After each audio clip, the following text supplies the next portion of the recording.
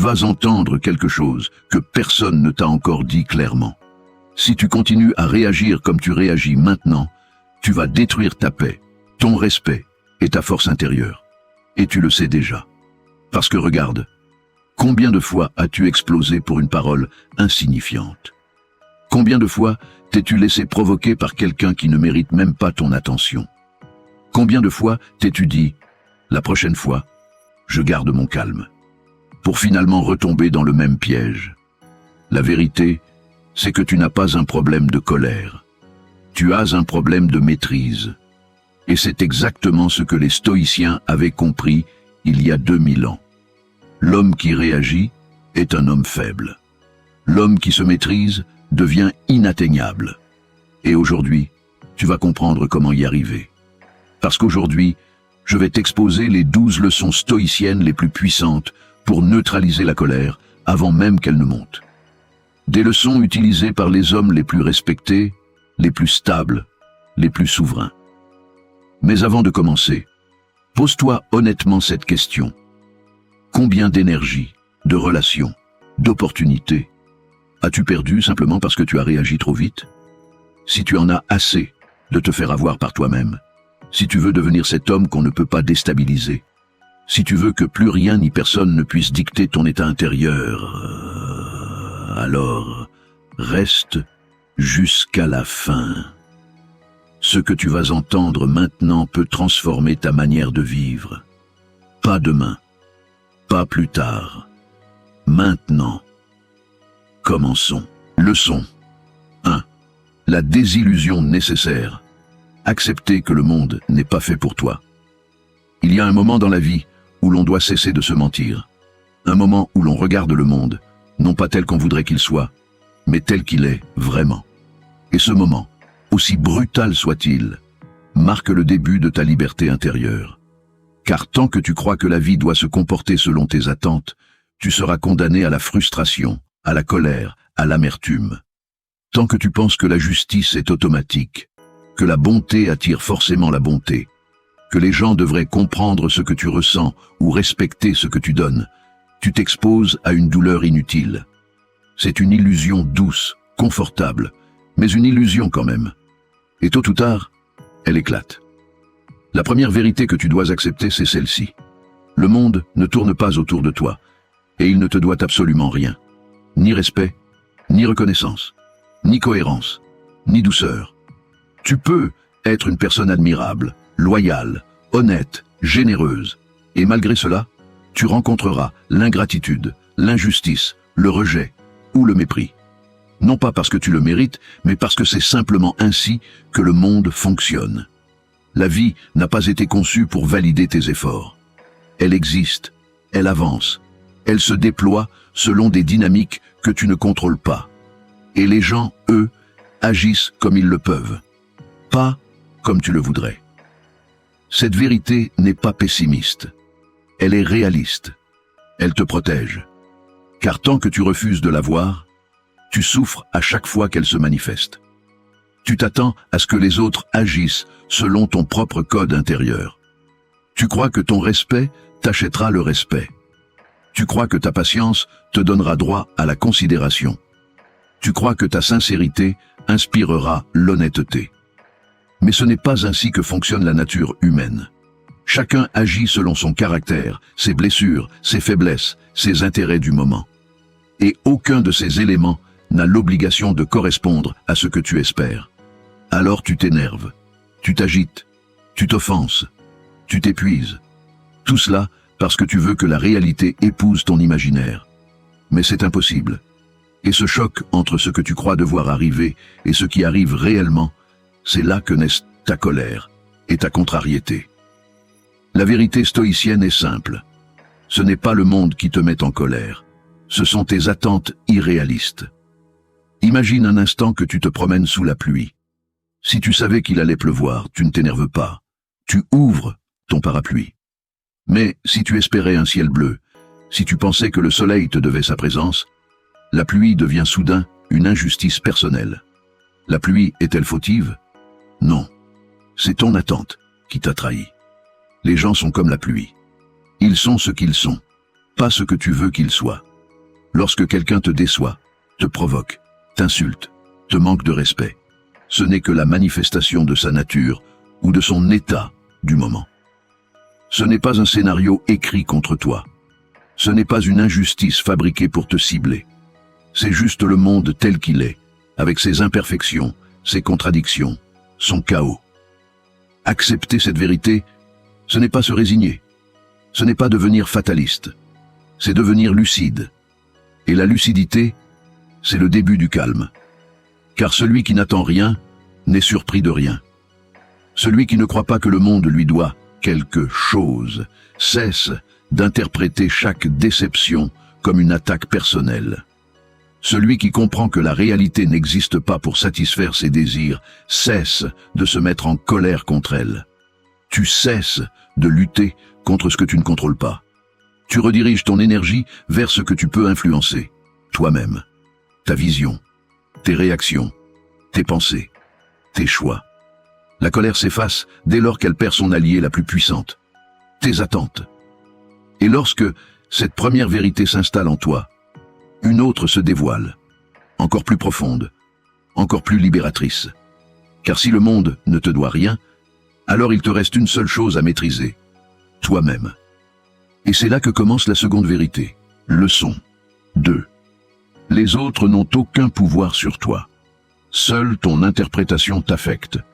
Et lorsque tu comprends enfin que le monde ne te doit rien, que les gens ne vivent pas pour confirmer ton idéal intérieur, une seconde vérité s'impose, presque déroutante, mais d'une puissance immense. Les autres n'ont absolument aucun pouvoir sur toi. Aucun. Ils ne contrôlent ni ta paix, ni ta colère, ni ton humeur, ni ton équilibre. Ils ne contrôlent rien, sauf ce que tu leur laisses contrôler. Cette révélation ne vient pas naturellement. Elle demande un renversement intérieur. Parce que depuis ton enfance, on t'a appris à croire que ce sont les autres qui déclenchent tes émotions. On t'a dit « il m'a énervé »,« elle m'a blessé »,« ils m'ont humilié », comme si les autres entraient dans ton esprit pour appuyer sur des boutons, comme si tu étais un simple instrument réagissant au toucher du monde extérieur. Mais regarde bien, deux personnes peuvent entendre la même critique. L'une explosera, l'autre sourira. Deux hommes peuvent être trahis. L'un s'effondrera, l'autre deviendra plus sage. Deux personnes peuvent être confrontées au même manque de respect. L'une réagira, l'autre restera inébranlable. Alors, si les paroles et les gestes étaient réellement responsables de tes émotions, pourquoi n'affecteraient-ils pas tout le monde de la même manière? La réponse est simple. Ce n'est pas ce qui t'arrive qui te trouble, mais la manière dont tu interprètes ce qui t'arrive. C'est ton jugement, et non l'événement, qui crée la blessure. Tu n'es pas en colère parce qu'on t'a manqué de respect. Tu es en colère parce que tu as jugé qu'un manque de respect doit te toucher. Tu n'es pas contrarié parce qu'on t'a ignoré. Tu es contrarié parce que tu as décidé que l'attention des autres avait de la valeur. Tu n'es pas blessé parce qu'on t'a critiqué. Tu es blessé parce que tu penses que leur opinion t'est nécessaire. Marc Aurèle disait « Retire ton jugement et l'offense disparaît ». Cela semble presque trop simple. Et pourtant, c'est exact. Imagine que tu entres dans une pièce et que quelqu'un parle une langue étrangère. Il dit peut-être des choses terribles, des insultes, des attaques. Mais tu ne comprends rien. Résultat, tu ne ressens rien. Ce n'est pas le son qui blesse. C'est la signification que ton esprit lui donne. La véritable liberté commence le jour où tu cesses de croire que les autres peuvent t'atteindre émotionnellement. Ils peuvent agir, oui. Ils peuvent parler, oui. Ils peuvent critiquer, attaquer, ridiculiser, ignorer. Mais tout cela s'arrête à la surface du monde. Pour entrer en toi, il faut que tu leur ouvres la porte. Et si tu ne l'ouvres pas, ils restent dehors, impuissants. La plupart des gens vivent comme des maisons sans serrure. Ils laissent quiconque entrer, déplacer les meubles, dégrader les murs, saccager l'intérieur. Mais toi, tu vas apprendre à être un temple fermé, un lieu sacré où rien ne pénètre sans ton autorisation. Ce n'est pas de la froideur, c'est de la souveraineté. Regarde la vie autour de toi. Combien de conflits naissent simplement parce que quelqu'un a choisi d'interpréter un geste, un silence, un mot, comme une attaque personnelle. Combien de relations s'écroulent parce que chacun se sent blessé par ce qu'il croit que l'autre a voulu dire, au lieu d'examiner calmement la situation. La colère est souvent un malentendu auquel on donne trop de pouvoir. Et toi, combien de fois t'es-tu mise en colère simplement parce que tu as cru comprendre une intention qui n'existait même pas? Combien de fois t'es-tu égaré dans des scénarios imaginaires? Combien de fois t'es-tu blessé avec tes propres pensées? Le stoïcien apprend à couper ce mécanisme. Il apprend à voir les faits séparés de ses jugements. L'insulte est un son. Le geste est un mouvement. La critique est une opinion. Le silence est une absence de mots. Rien de tout cela n'a de pouvoir tant que ton esprit n'y attache pas une histoire. Et plus tu neutralises l'histoire, plus tu neutralises la colère. C'est là que naît la véritable maîtrise. Tu reprends le pouvoir sur ton interprétation. Tu examines. Tu questionnes. Tu refuses les conclusions impulsives. Tu détruis les scénarios imaginaires.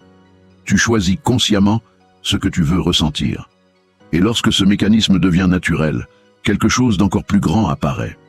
Tu réalises que ce qui t'agace n'est jamais l'autre, mais une faille en toi qui demande à être renforcée. Et c'est ce qui ouvre la porte à la prochaine vérité. Leçon 3. Ce qui te met en colère révèle ce que tu n'as pas encore maîtrisé. Et lorsque tu comprends enfin que la colère naît de ton interprétation, une nouvelle évidence apparaît. Une évidence que beaucoup fuient, mais que l'homme stoïcien accueille comme un maître accueille la vérité. Cette évidence, la voici. Ce qui t'agace montre ce que tu n'as pas encore maîtrisé en toi. La colère n'est pas un ennemi extérieur. Elle n'est pas un intrus. Elle n'est qu'un messager.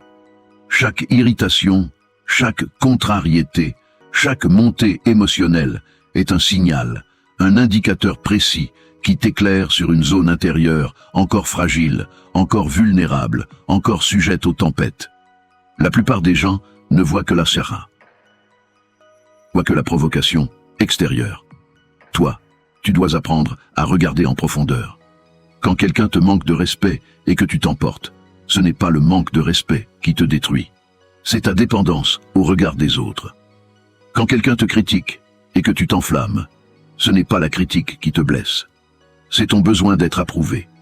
Quand quelqu'un te contredit et que tu exploses, ce n'est pas l'opposition qui te brûle. C'est ton attachement à avoir raison. Quand quelqu'un t'ignore et que tu ressens une douleur, ce n'est pas l'indifférence qui te touche. C'est ton besoin d'être validé. Chaque émotion n'est qu'un miroir. Et ce miroir te tend une vérité que beaucoup ne veulent pas regarder. La colère n'est jamais la faute de l'autre. Elle révèle ton point faible. C'est pour cela que les sages ne fuient pas leurs irritations. Ils les observent. Ils les examinent. Ils les dissèquent comme un artisan examine une pièce imparfaite pour comprendre où la renforcer.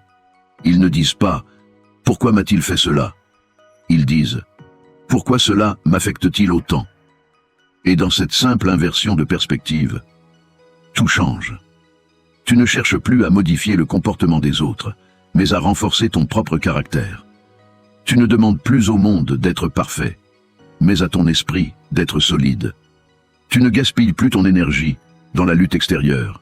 Tu l'investis dans la construction intérieure. Observe un instant les hommes véritablement calmes. Ce ne sont pas ceux à qui l'on n'a jamais manqué de respect ou que personne n'a jamais critiqué.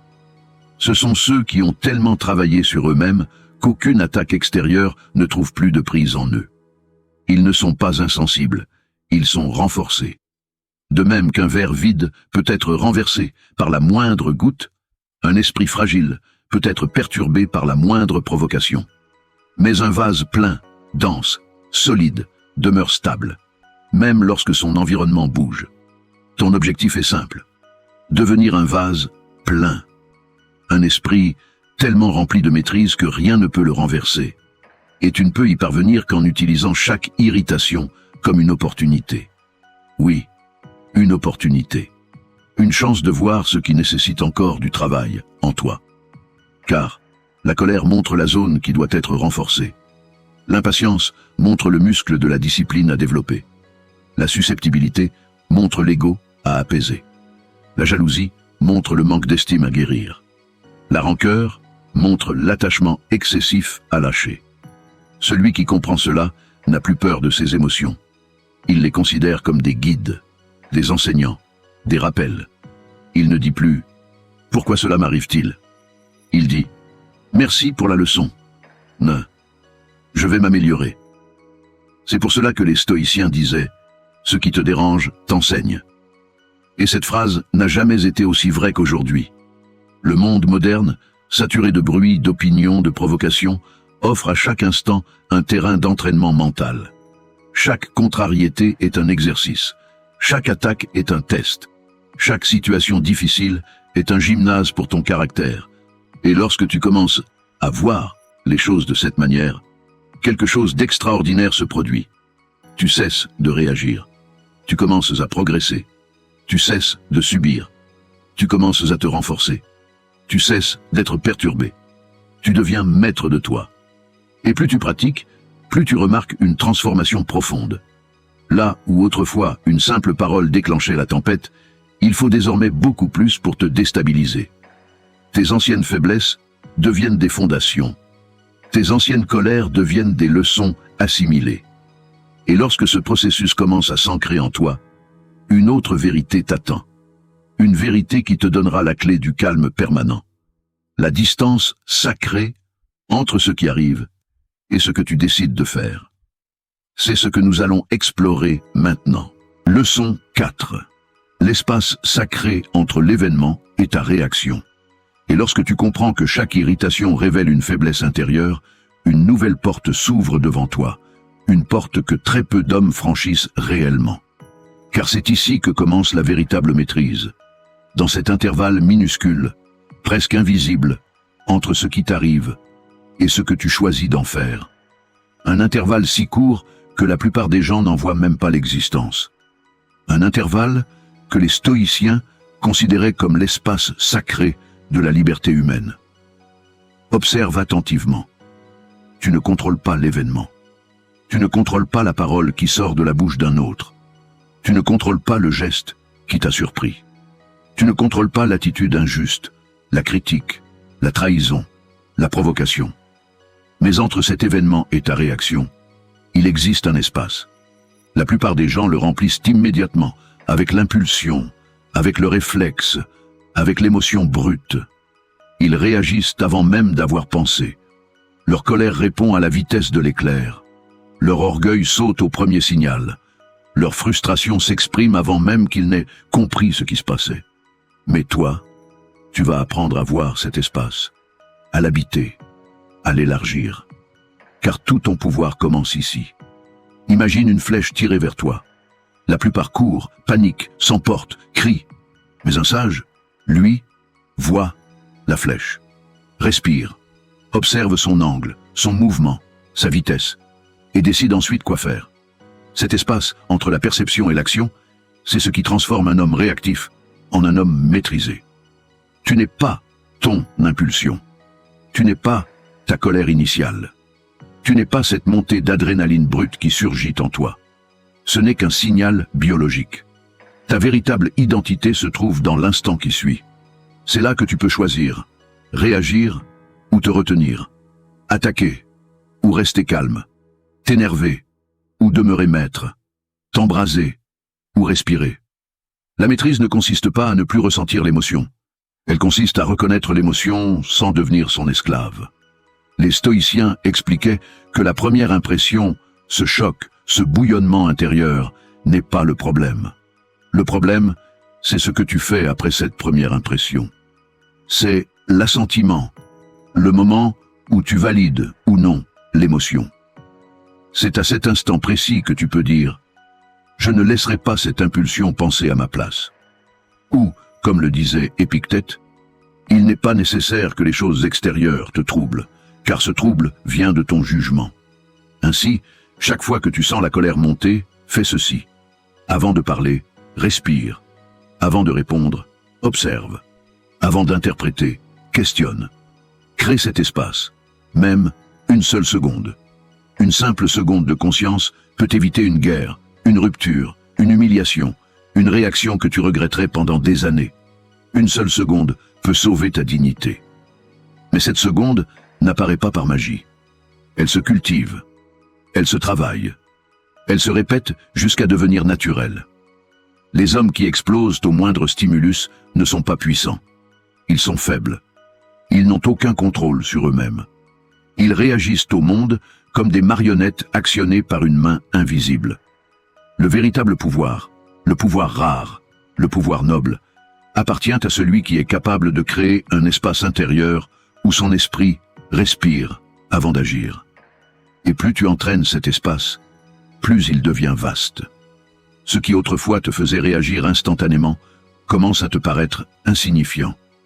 Tu regardes l'événement avec distance, comme si tu n'étais plus dans le feu de l'action, mais sur une colline, observant le monde depuis un point élevé. Tu n'es plus emporté, tu n'es plus tiré, tu n'es plus manipulé. Tu choisis. Et choisir, c'est la définition même de la liberté. Alors, la prochaine fois que quelque chose cherche à te provoquer, ne te demande pas « Pourquoi cela m'arrive ?» Demande-toi « Que vais-je insérer dans cet espace ?» Ta sagesse, ta colère, ta lucidité, ton orgueil, c'est ici que se décide ton destin émotionnel. Et lorsque cette maîtrise commence à s'installer en toi, tu découvres quelque chose d'encore plus profond. La majorité des tourments disparaissent lorsque tu retires ton jugement. Tu comprends alors que ton esprit est le véritable créateur ou destructeur de ta paix. Et c'est précisément ce que révèle la prochaine leçon. Leçon 5.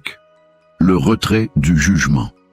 L'arme la plus tranchante du stoïcien. Et lorsque tu commences à maîtriser cet espace sacré entre l'événement et ta réaction, quelque chose d'encore plus subtil émerge. Quelque chose que les sages considéraient comme l'un des plus grands pouvoirs de l'esprit humain. Tu découvres que la plupart de tes souffrances ne viennent pas de ce que tu vis, mais de ce que tu penses à propos de ce que tu vis. Tu découvres que l'émotion n'est pas née du fait, mais du jugement que tu ajoutes au fait. Et c'est ici que se trouve l'une des armes les plus tranchantes du stoïcisme, le retrait du jugement. Observe une situation simple. Quelqu'un te regarde de travers. Ce n'est qu'un regard. Mais ton esprit ajoute « Il me manque de respect ». Et voilà que la colère apparaît. Ou quelqu'un ne répond pas à ton message. Ce n'est qu'un silence. Mais ton esprit ajoute « Il m'ignore, il se moque de moi ». Et voilà que l'anxiété naît. Ou quelqu'un parle d'un ton sec. Ce ne sont que des mots. Mais ton esprit ajoute « Il me déteste, il m'attaque ». Et voilà que la frustration arrive. L'événement, lui, est neutre, toujours neutre. C'est toi qui le coloris. Ce n'est pas la réalité qui te trouble. C'est l'histoire que tu te racontes dessus. Les stoïciens avaient un principe simple. Éloigne ton jugement et l'offense disparaît instantanément. Marc Aurèle le répétait comme un mantra, presque comme une prière intérieure. Il savait que ce n'est jamais le monde qui blesse, mais la perception que ton esprit fabrique. Tant que tu n'as pas jugé un événement comme mauvais, humiliant, insultant ou injuste, il n'existe tout simplement pas comme source de souffrance. Et là se trouve le secret. Tu peux retirer ton jugement. Tu peux décider de ne pas te raconter d'histoire. Tu peux regarder un fait sans lui coller une interprétation. Tu peux observer une attitude sans en faire une attaque personnelle. Tu peux recevoir une critique sans l'associer à une blessure. C'est une liberté inconnue de la plupart des hommes. Une liberté intérieure absolue. Tu deviens alors comme une montagne. Le vent souffle, mais ne la déplace pas. Les nuages passent, mais ne la changent pas. La pluie tombe, mais ne l'affecte pas. La montagne demeure, non pas parce qu'elle ne ressent rien, mais parce qu'elle ne juge rien. Le jugement est le poison. Le retrait du jugement est le remède. Regarde maintenant la majorité des gens. Ils jugent tout. Ils interprètent tout. Ils s'offusquent de tout. Ils cherchent des intentions cachées. Ils inventent des scénarios imaginaires.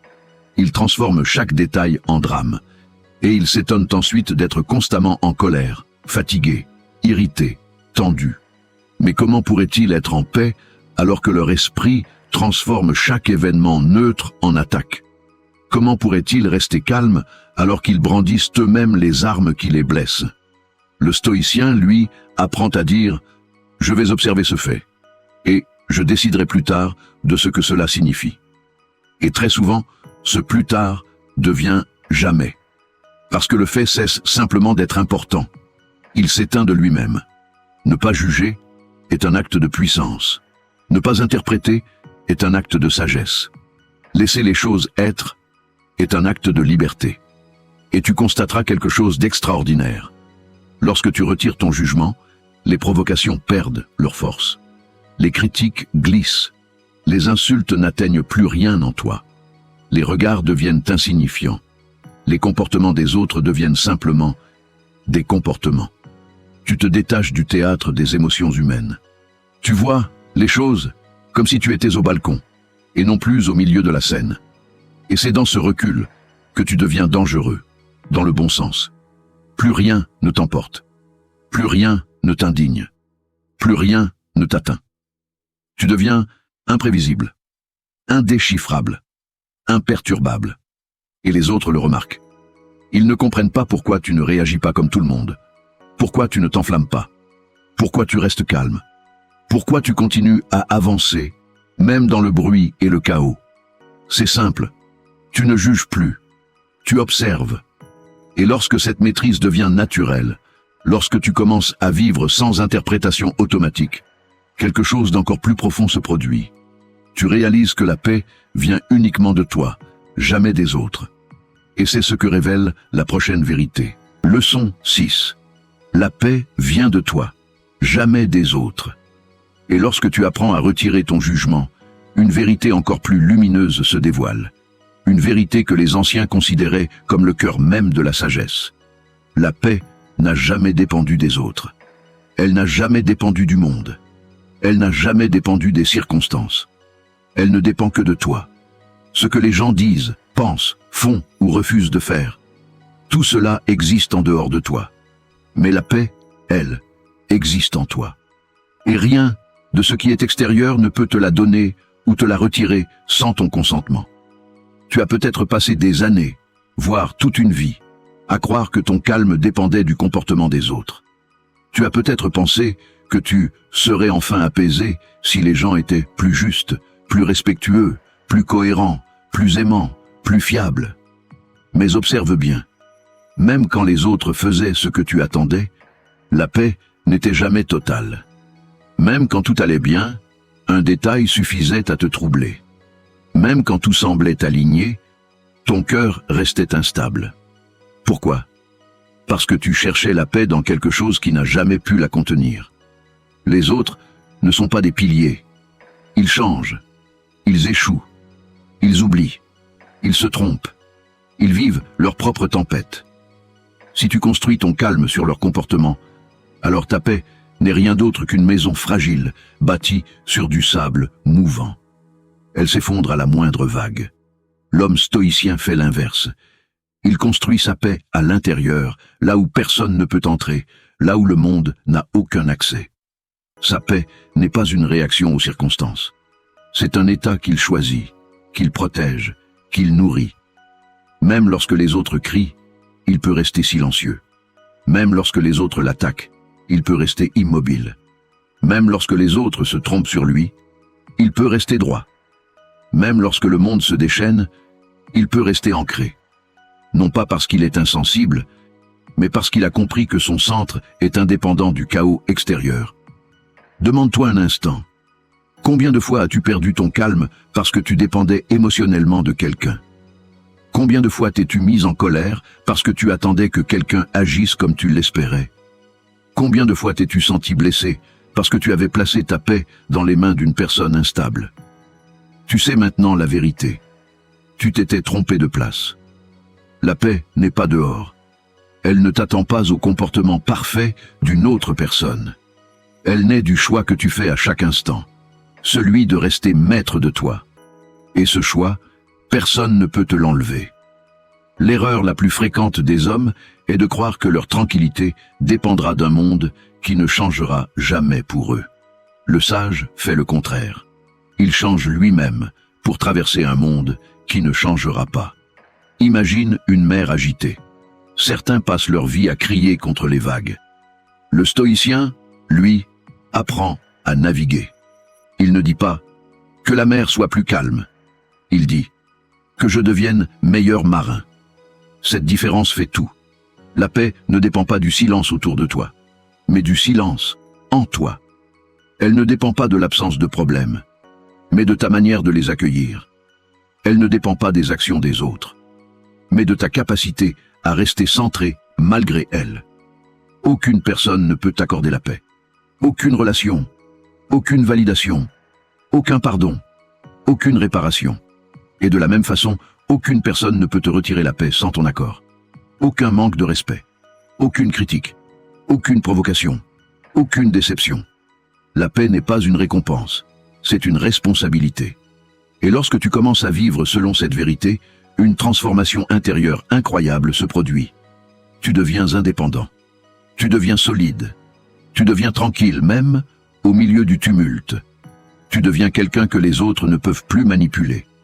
Tu deviens cet homme rare, qui ne dépend plus du regard extérieur pour rester aligné. La paix, alors, devient ton état naturel. Non pas un état fragile que le moindre événement brise, mais un état robuste, stable, nourri de ton propre discernement.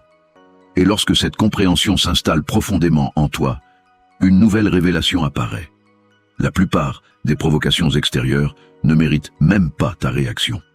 Et c'est exactement ce que révèle la prochaine leçon. Leçon 7. La plupart des provocations ne méritent pas ta réaction. Et lorsque tu comprends que ta paix vient de toi et non des autres, une transformation profonde se produit dans ta manière d'observer le monde. Tu réalises soudain que la majorité des attaques, des piques, des remarques désagréables, des comportements irritants que tu croises sur ton chemin, ne méritent même pas la moindre parcelle de ton énergie. Il n'y a pas de bataille à mener, pas de duel à accepter, pas de réaction à offrir. La plupart des provocations sont trop insignifiantes pour troubler un esprit qui se connaît. Mais pour beaucoup, cette idée semble presque impossible, car ils ont été conditionnés à réagir automatiquement. Ils croient que toute provocation doit recevoir une réponse, que tout manque de respect doit être corrigé, que toute remarque doit être renvoyée, que tout geste déplacé doit être redressé. C'est ainsi que les hommes perdent leur temps, leur énergie, leur dignité, dans des affrontements sans importance.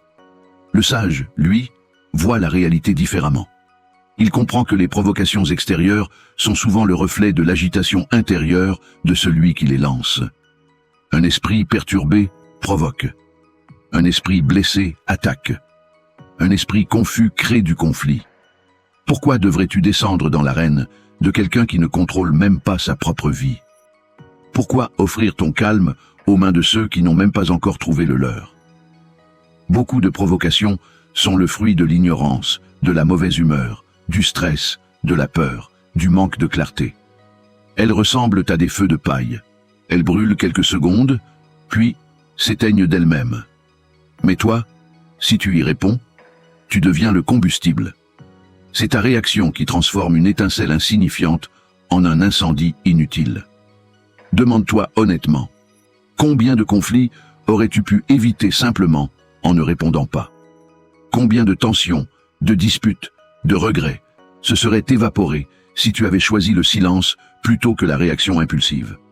Combien d'énergie aurais-tu pu préserver si tu avais compris plus tôt que la dignité ne se défend pas par la colère, mais par l'indifférence maîtrisée? La vérité est simple. Ceux qui ne méritent pas ton respect ne méritent pas ta réaction. Tu n'es pas obligé de te justifier. Tu n'es pas obligé de te défendre à chaque instant. Tu n'es pas obligé de corriger chaque commentaire. Tu n'es pas obligé d'affronter chaque frontalité. La plupart des attaques extérieures sont de petites vagues.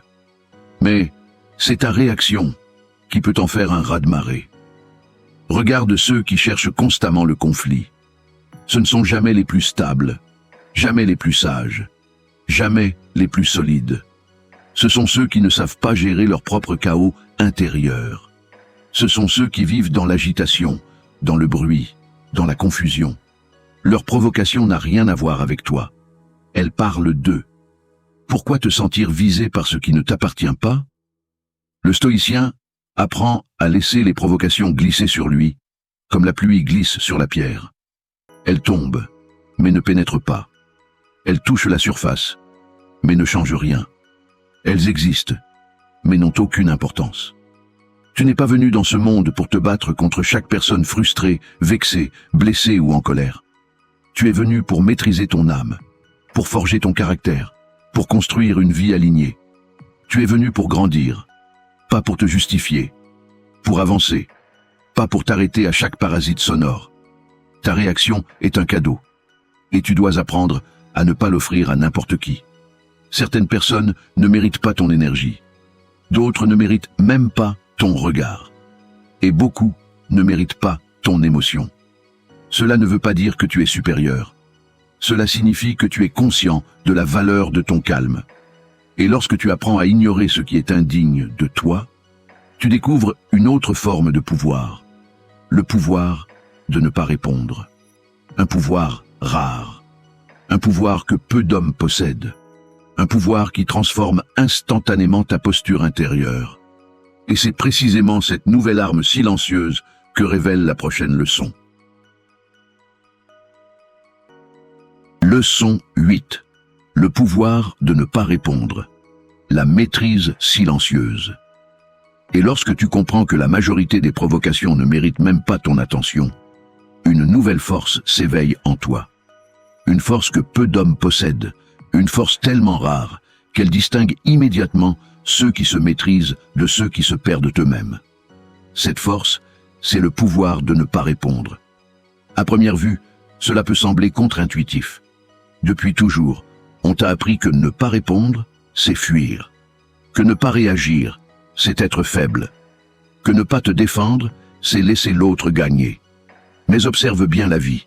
Ceux qui réagissent le plus vite, le plus fort, le plus bruyamment, sont-ils réellement les plus puissants? Non. Ce sont souvent les plus instables, les plus émotifs, les plus esclaves de leur impulsion. La véritable force n'est pas dans la réaction. Elle est dans la retenue. Elle est dans le choix. Elle est dans la capacité de dire « Je pourrais répondre, mais je n'en ai ni besoin, ni envie ». La réaction appartient à l'instinct. La non-réaction appartient à la maîtrise. Un homme ordinaire répond pour se prouver quelque chose. Un homme sage ne répond pas parce qu'il n'a rien à prouver. Imagine une provocation, une attaque subtile ou ouverte. Celui qui réagit immédiatement offre son énergie, son calme, sa dignité sur un plateau d'argent.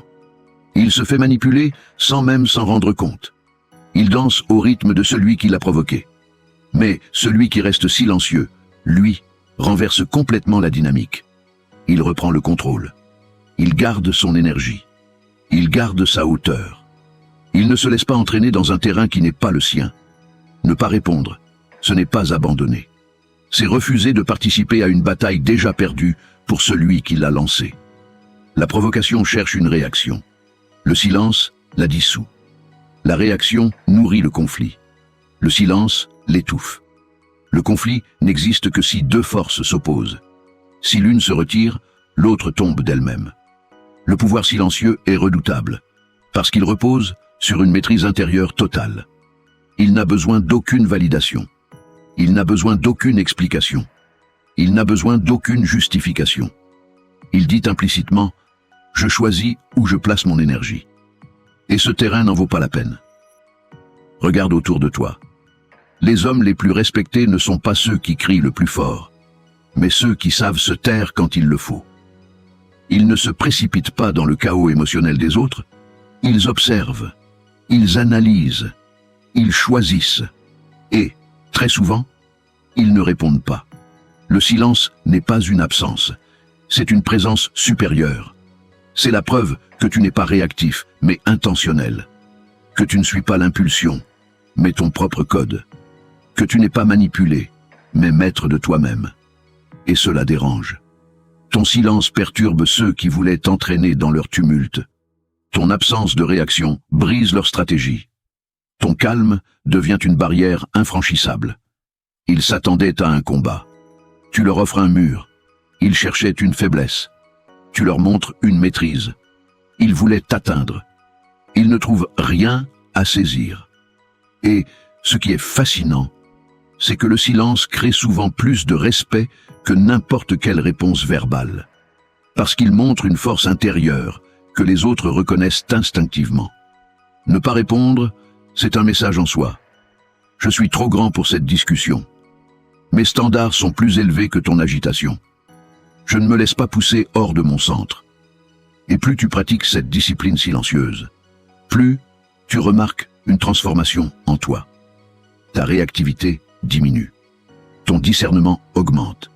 Ton calme devient robuste. Ton esprit devient clair. Tu n'as plus besoin de gagner les petits combats. Tu es occupé à gagner la grande bataille, celle de ton monde intérieur. Mais cette maîtrise silencieuse mène logiquement à une autre compréhension, encore plus profonde. Les gens n'agissent pas contre toi. Ils agissent selon leurs propres limites, leurs blessures, leurs peurs, leur ignorance. Et cette prise de conscience t'ouvre les portes de la compassion stoïcienne, une compassion lucide, non sentimentale, qui apaise immédiatement la colère. C'est ce que révèle la prochaine leçon. Leçon 9. Comprendre que chacun agit selon son ignorance, non contre toi.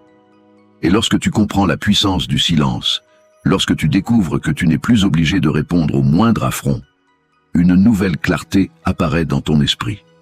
Une clarté qui adoucit ton cœur sans jamais affaiblir ta force. Cette clarté, c'est la suivante. Les autres n'agissent pas contre toi. Ils agissent selon leurs propres limites. Beaucoup croient que les attaques sont personnelles, que les critiques sont dirigées contre leurs valeurs, que les provocations visent leur dignité. Mais observe la vie avec attention. Les gens réagissent chacun depuis leur histoire, leurs blessures, leurs fatigues, leurs insécurités, leurs peurs, leur éducation, leur niveau de conscience. Tu n'es qu'un écran sur lequel ils projettent leur monde intérieur. Lorsqu'un homme parle avec méchanceté, ce n'est pas parce que tu le mérites, c'est parce qu'il est rempli d'amertume. Lorsqu'une femme critique sans réfléchir, ce n'est pas parce que tu es en tort, c'est parce qu'elle est remplie de doutes. Lorsqu'un collègue attaque, ce n'est pas pour te détruire, c'est parce qu'il se sent menacé. Lorsqu'un inconnu t'insulte, ce n'est pas contre toi, c'est sa frustration qui déborde. Tu deviens une cible simplement parce que tu étais là, au mauvais moment. Ce qui sort d'une personne n'est que le reflet de ce qui vit en elle. Les stoïciens disaient « Personne ne fait le mal volontairement, il le fait par ignorance. Ignorance de soi, ignorance de ses émotions, ignorance de la sagesse, ignorance de la maîtrise, ignorance de la paix. Lorsque quelqu'un agit de manière négative, ce n'est que la marque d'un manque, manque de contrôle, manque de vision, manque de discipline, manque d'éducation intérieure. Pourquoi t'en sentir visé? Nous avons tendance à personnaliser ce qui n'est pas personnel, à croire que l'autre réfléchit à nous, pense à nous, vise notre cœur. Mais la vérité, c'est qu'il est souvent enfermé dans son propre chaos. Il ne te voit même pas véritablement. Il voit sa frustration, son insécurité, son émotion du moment. Imagine un homme qui marche pieds nus sur des pierres brûlantes. Chaque pas est une douleur. Penses-tu qu'il te crie dessus parce qu'il te déteste? Non. Il exprime sa souffrance. Le monde est rempli d'hommes et de femmes qui marchent sur des pierres invisibles. Leurs paroles piquent parce qu'ils sont eux-mêmes blessés. Leur ton est agressif parce qu'ils sont brûlés de l'intérieur. Leur attitude est rude parce qu'ils manquent de stabilité. Il n'y a aucune raison de prendre cela contre toi. Plus tu prends du recul, plus tu vois que les comportements agressifs ne révèlent rien sur toi, mais tout sur l'autre. L'arrogant n'est arrogant qu'à cause de son vide intérieur. Le jaloux n'est jaloux qu'à cause de sa propre insuffisance. Le provocateur ne provoque que parce qu'il est rongé par la peur. Le médisant ne parle que pour couvrir son manque de valeur. Et toi, dans tout cela, tu n'es qu'un miroir qu'ils utilisent pour se battre contre eux-mêmes. Lorsque tu réalises profondément cette vérité, ta colère se dissout d'elle-même. Il n'y a plus de raison de t'indigner. Il n'y a plus de raison de te sentir offensé. Il n'y a plus de raison de te défendre. Tu vois l'autre non plus comme un ennemi, mais comme un être en difficulté. Non pas avec pitié, mais avec lucidité. Tu n'absorbes plus sa rage. Tu n'absorbes plus ses émotions. Tu n'absorbes plus son chaos. Tu restes centré, calme, stable. Et ce calme devient ta signature. La plupart des conflits s'éteignent lorsque tu comprends qu'il n'y a personne contre toi. Il n'y a que des gens en lutte contre eux-mêmes. Tu étais simplement là. Et cette compréhension t'apporte une liberté immense. Tu arrêtes de prendre tout personnellement. Tu arrêtes de chercher des ennemis où il n'y en a pas. Tu arrêtes d'alimenter des guerres inutiles. La colère se transforme en compassion. La réaction se transforme en compréhension. La provocation se transforme en insignifiance. Et lorsque cette sagesse s'installe en toi, tu découvriras une autre clé essentielle. Tout ce qui t'irrite peut devenir un terrain d'entraînement pour ta maîtrise intérieure. C'est exactement ce que révèle la prochaine leçon. Leçon 10. Transformer chaque irritation en entraînement mental. Et lorsque tu comprends que les autres agissent selon leurs propres limites, une transformation subtile se produit dans ton regard. Là où tu voyais auparavant une menace, un manque de respect, une attaque, tu commences maintenant à voir une opportunité. Une opportunité de t'entraîner. Une opportunité de grandir. Une opportunité de devenir plus solide intérieurement. C'est ici que commence la discipline la plus noble. Transformer chaque irritation en entraînement mental. Les stoïciens appelaient cela la gymnastique de l'âme. Le corps se renforce sous le poids. L'esprit se renforce sous la contrariété. Chaque fois que la vie te frustre, elle t'offre un poids à soulever. Chaque fois qu'une personne te provoque, elle t'offre une résistance à maîtriser. Chaque fois qu'un événement t'agace, il t'offre un exercice pour solidifier ton caractère. L'homme ordinaire maudit les difficultés. Le sage les utilise. Imagine une salle de sport mentale. Chaque provocation, chaque retard, chaque critique, chaque imprévu, chaque mensonge, chaque comportement irritant est un poids que la vie te place entre les mains pour que tu deviennes plus fort. Si tu refuses cet entraînement, tu restes fragile. Si tu l'acceptes, tu deviens solide. Si tu le recherches, tu deviens inébranlable. Et voici le secret que les sages connaissaient. Plus tu t'entraînes dans les petites contrariétés, plus tu deviens imbattable dans les grandes. Tu ne deviens pas sage d'un coup. Tu le deviens dans les détails du quotidien. Quand quelqu'un te coupe la parole, tu apprends la patience. Quand quelqu'un te critique injustement, tu apprends la neutralité. Quand quelqu'un t'ignore, tu apprends le détachement. Quand quelqu'un parle sèchement, tu apprends la non-réaction. Quand quelque chose ne se déroule pas comme prévu, tu apprends la flexibilité. Quand la vie te met à l'épreuve, tu apprends la maîtrise. Ce sont les situations les plus anodines qui construisent les fondations d'un esprit puissant. Alors pose-toi cette question. Combien d'occasions as-tu laissé passer? Combien d'entraînements as-tu refusé simplement parce que tu croyais que la vie te punissait? Combien de fois as-tu réagi alors que tu aurais pu grandir? Chaque irritation que tu rencontres est la preuve que ton esprit a encore une zone à renforcer. Ce n'est pas un échec, c'est une invitation. La vie ne t'attaque pas, elle te forme. Elle ne te teste pas pour te briser. Elle te teste pour t'élever. Le stoïcien ne se plaint jamais des situations qui l'irritent, car il voit derrière elles un exercice, un miroir, un entraînement. Il comprend que la maîtrise de soi ne se développe pas dans la facilité, mais dans la friction. C'est dans la contrariété que tu apprends la discipline. C'est dans la contrariété que tu développes la force. C'est dans la contrariété que tu construis ton calme. La plupart des gens réagissent aux irritations comme si elles étaient injustes, malvenues, insupportables. Ils rouspètent, ils explosent, ils se sentent visés. Mais toi, tu vas apprendre à dire intérieurement « Merci pour l'exercice, j'en avais besoin ».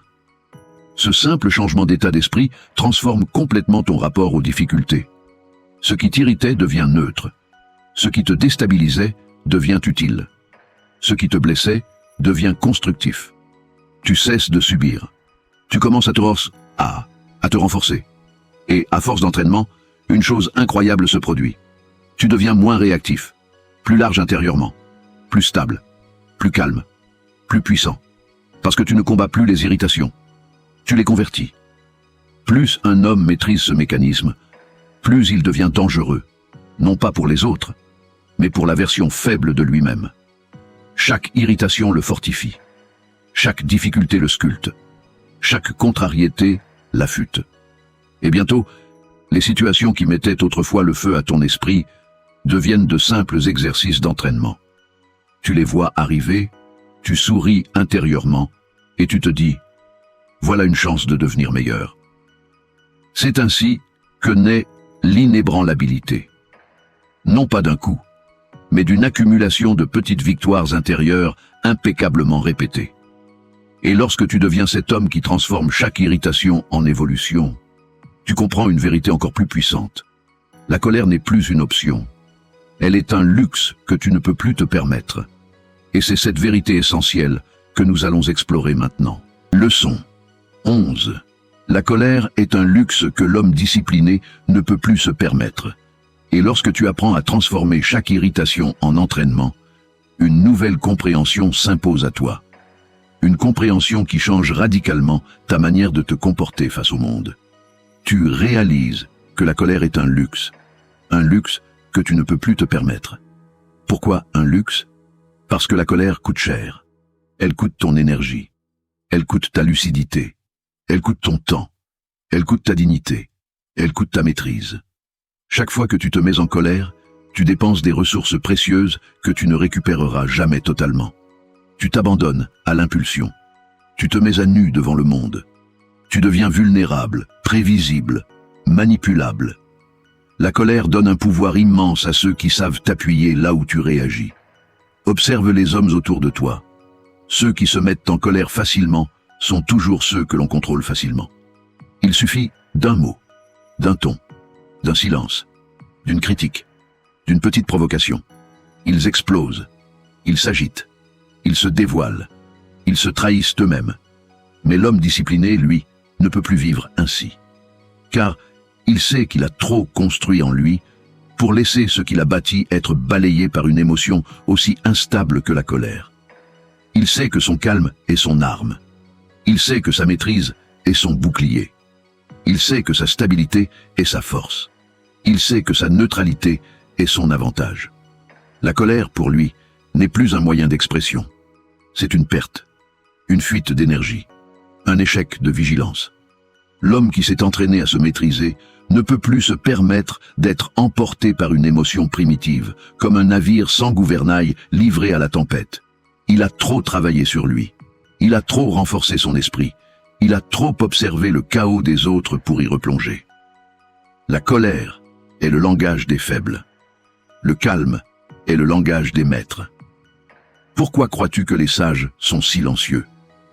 Pourquoi crois-tu que les rois qui ont marqué l'histoire étaient ceux dont l'expression ne changeait jamais, même dans le danger?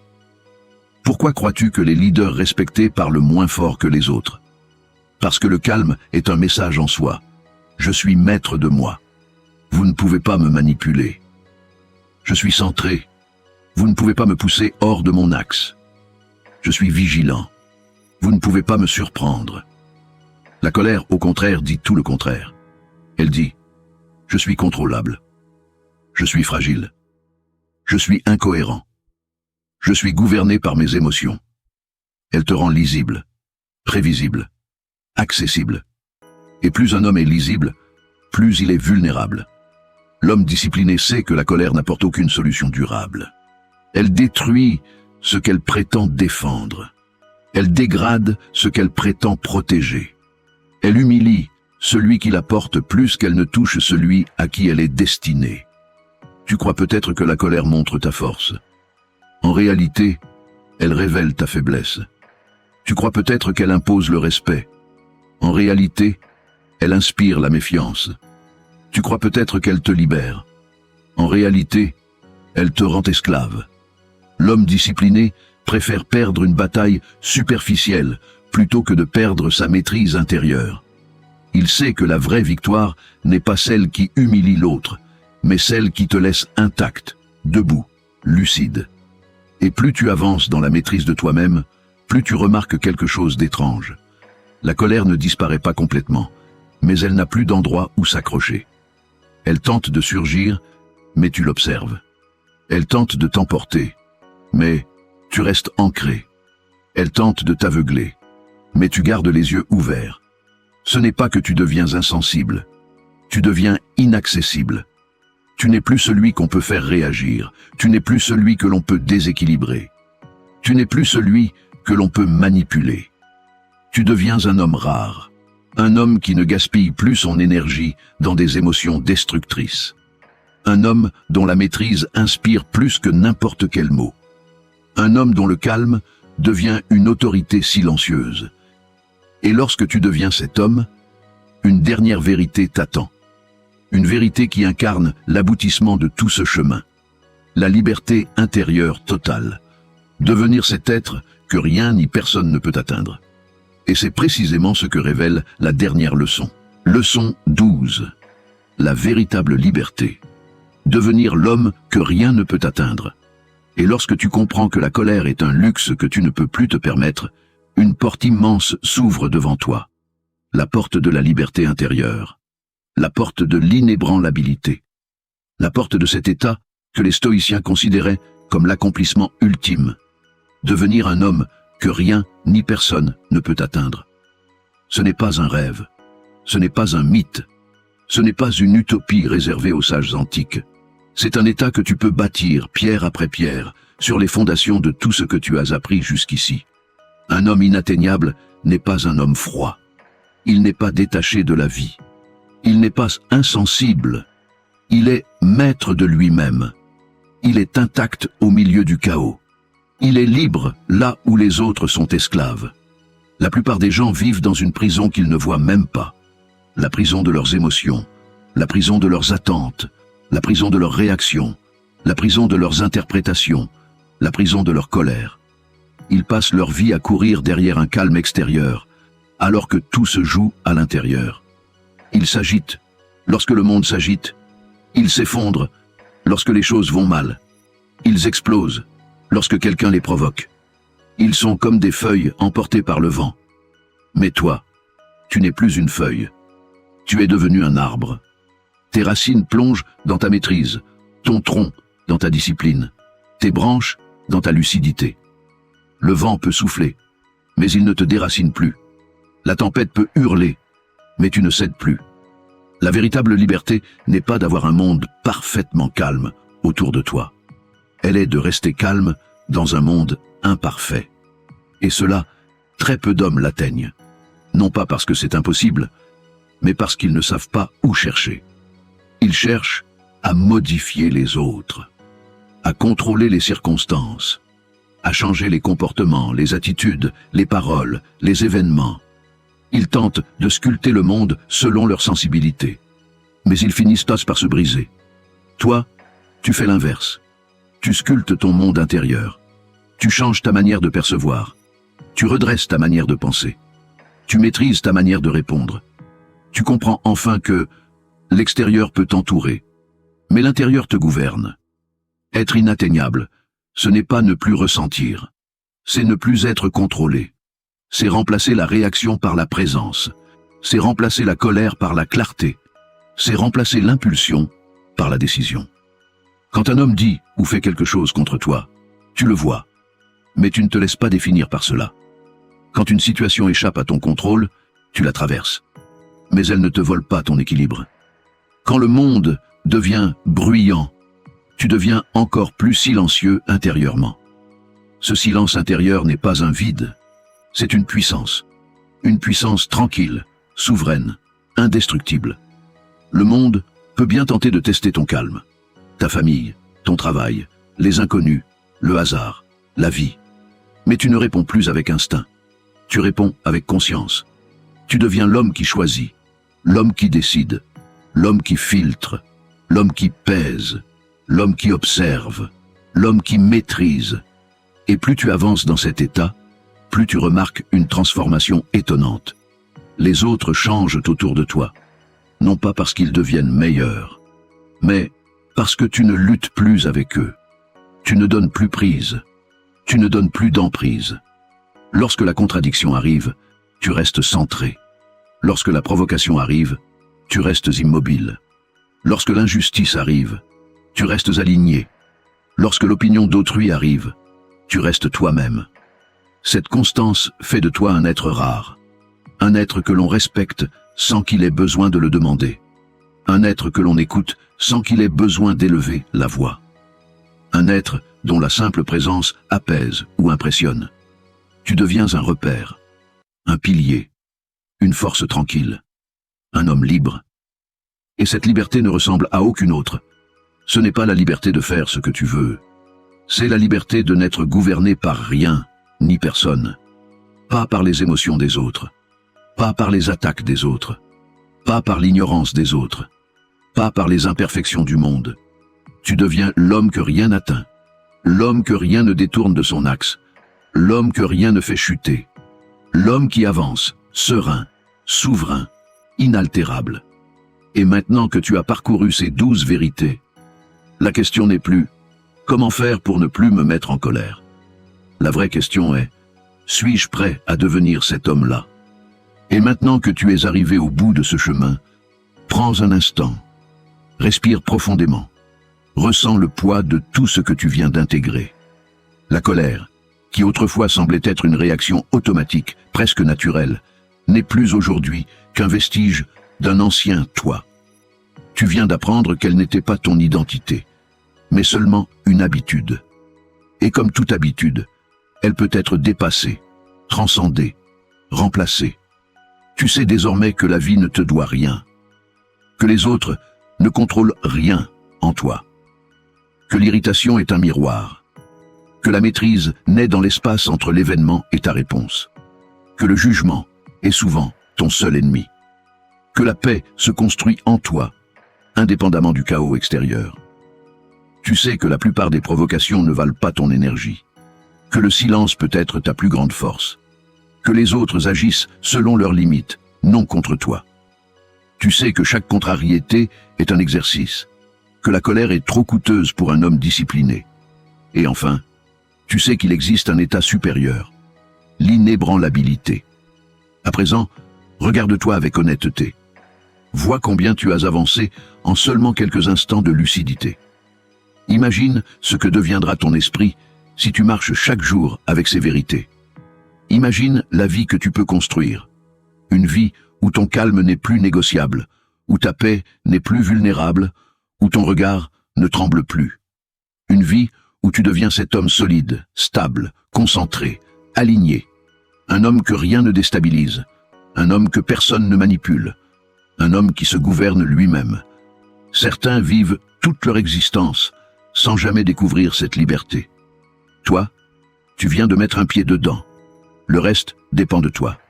Non pas du monde, non pas des autres, non pas de la chance, de toi. Si tu veux vraiment devenir cet homme, alors garde ces leçons vivantes dans ton esprit. Reviens-y souvent. Pratique-les quotidiennement. Laisse-les s'inscrire dans ton caractère comme un tatouage invisible, et quand la vie te testera, car elle le fera, rappelle-toi ceci. Tu n'es plus esclave de tes émotions. Tu es le maître de ton monde intérieur. Et c'est là que commence la véritable puissance.